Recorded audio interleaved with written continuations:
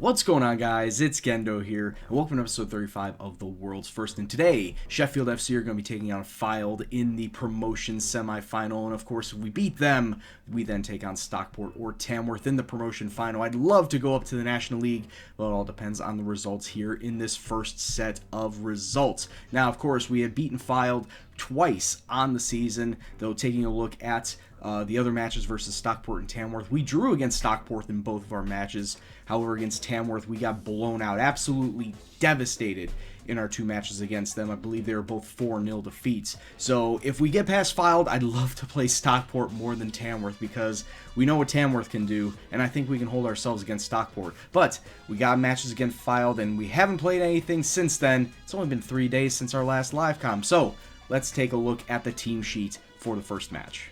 Oh yeah, forgot to mention, at the end of last season, the board approved an expansion around the Coach and Horses ground, so we now can hold 3,000 people at the stadium, which is great for us, because that means now up to 3,000 people can hopefully see us into the National League. And if we move up to the National League, and maybe even up into League 2, 3,000 people is not going to be too bad.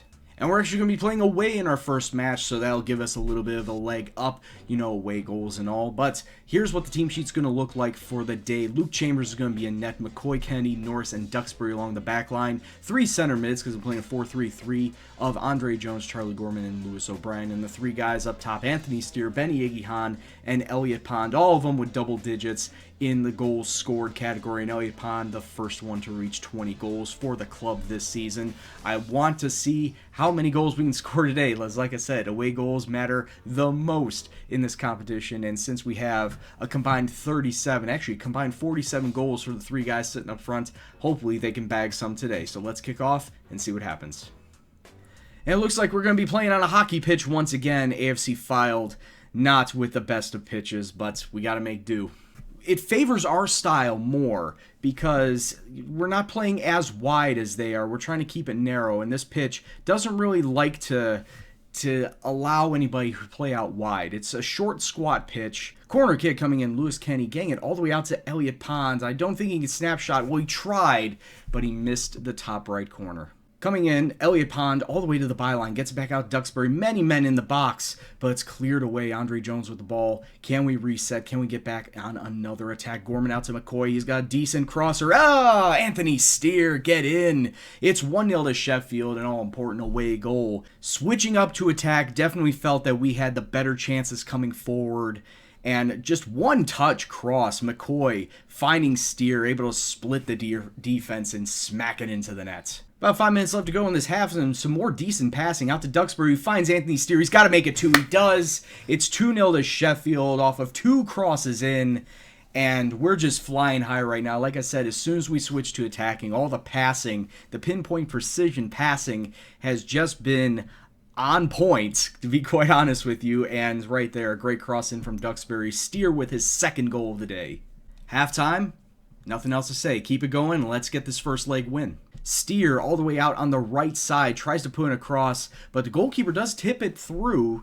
It is going to go out for a corner kick. Charlie Gorman coming in for it, whips it long, top of the box. O'Brien, what's he going to do with it? He turns, he shoots, but it's a weak shot. Jones out to McCoy now. Can we get another cross in? McCoy finds Elliot Pond on the far post, just misses the outside. Fylde getting the ball through. Oh my God, and Fylde with the passing. They actually get a goal. Daniel Batty, wouldn't you know it, his first goal of the season. I seem to be a magnet for those. Doesn't matter how late in the season they are. If they're playing, more than likely they'll get their first goal of the season. Luke Chambers didn't really do the best. He was like up and then to the side. Could have done better.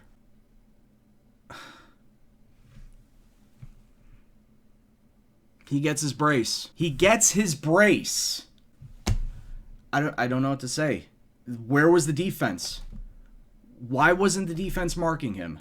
Seems like in the second half, all my players just completely have lost the motivation, the will to play, but they're still coming forward. O'Brien could make it 3, but it's a weak shot, and the Fylde keeper there easily with the save. Coming up the wing, Duxbury has 3 men in the box. He could take he can make a good cross. And there it is, full time. It's 2-2 at the end of the first leg, and we were riding high after that first half.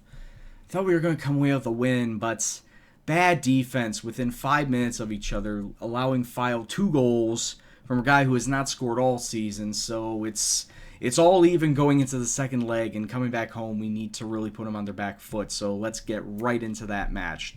Take a look at that team sheet first. Second leg, same formation, only one personnel change. Tom Marsden is coming in instead of Benny Igihan, mostly due to fitness issue. And plus, I think Marsden can get the job done as is with his finishing and his speed, so I'm looking for him to help us out on the front, change things up, and hopefully get us a victory and push us into the finals.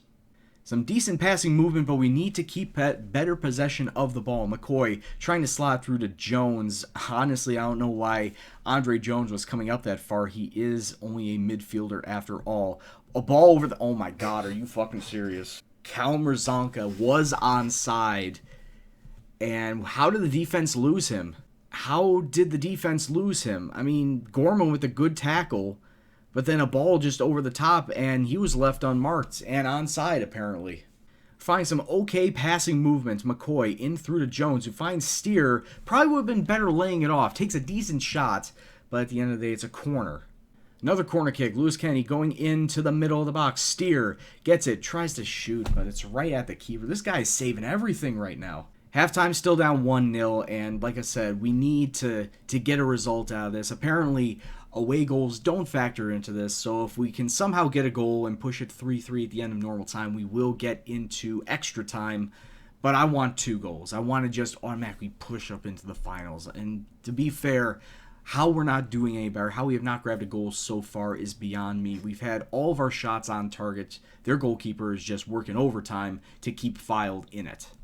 It's very unfortunate. We've had so many chances, so many attacking chances, but these crosses that we're putting in are not finding our intended target, and we just can't keep possession either. We just can't do anything right in this match. Jones out to McJanet.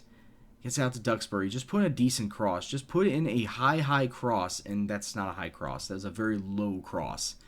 With about 14 minutes left, it is extremely unfortunate that out of 7 shots and 5 on target, we have not found a single goal yet. Filed somehow scored 1 out of their 2 shots on target. Only 2 shots on target. 9 minutes to go, and we need to push every single man forward. Steer over the bar. Basically going to be throwing everything at them. A higher defensive line, running at the defense. Just pump the ball into the box. Maybe something will happen. Maybe something good will happen. We'll get a goal.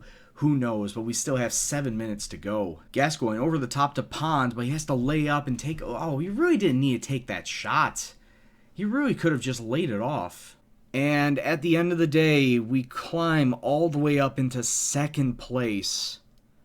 We're within a shot to win the league. I mean, yeah, 9-goal swing and whatnot, but we come up empty-handed in the second leg of the semifinal. We have to stay another season down here in the National League North. Disappointing is not the term. It's definitely not the word I'd use. Angry, yes, because I thought this team had so much more to it, that we could have come away with the results, that we could, well, honestly, we should have come away 2-0 after the first leg, but, defenses collapse and whatnot. So we stay another season here, and I honestly am going to say that we are probably not going to keep most of these same players if I can't help it. And apparently if we would have advanced, we would have been taking on Tamworth, as they just narrowly beat Stockport on penalties. Maybe we dodged a bullet, who knows? Maybe we can go get them next season, but like I said before, it's just a big bummer that we weren't able to come away with any sort of promotion here.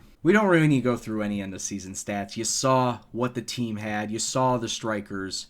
Yeah, I don't know how to end this, honestly. It just is really deflating that I came so far, 18 matches unbeaten, and then just fall at the first hurdle of the playoffs.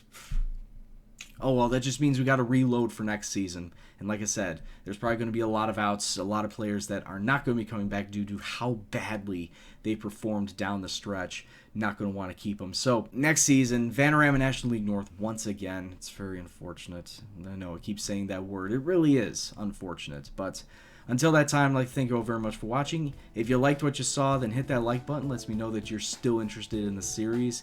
And give it a subscribe if you're new and you want to watch more FM content on the channel.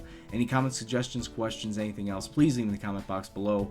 But as always, this is Gendo, and I'll see you in the next video. Take care. and peace out.